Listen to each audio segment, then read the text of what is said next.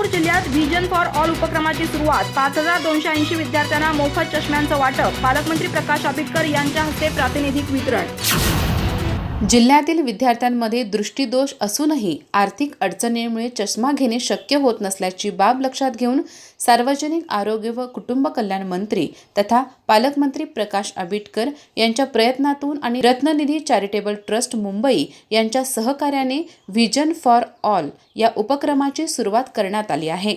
या उपक्रमांतर्गत RBSK कार्यक्रमातून शासकीय व निमशासकीय शाळांमधील गरजू विद्यार्थ्यांना मोफत चष्मे देण्यात येत आहेत. या उपक्रमांतर्गत कोल्हापूर जिल्ह्यात एकूण 5280 विद्यार्थ्यांना मोफत चष्मे वितरित करण्यात आले आहेत.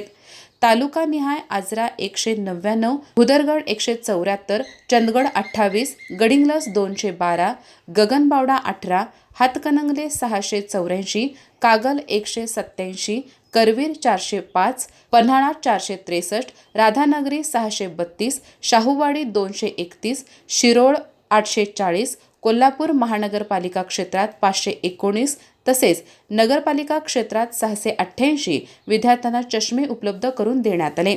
दिनांक 14 मार्च रोजी कोल्हापूर येथे हॉटेल वृषालीमध्ये झालेल्या कार्यक्रमात पालकमंत्री प्रकाश आंबेडकर यांच्या हस्ते प्रातिनिधिक स्वरूपात विद्यार्थ्यांना चष्म्याचे वाटप करण्यात आले.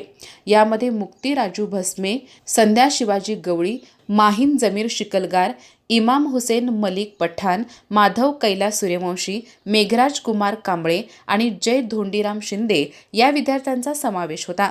या कार्यक्रमास आरोग्य उपसंचालक डॉक्टर दीपक माने उपस्थित होते.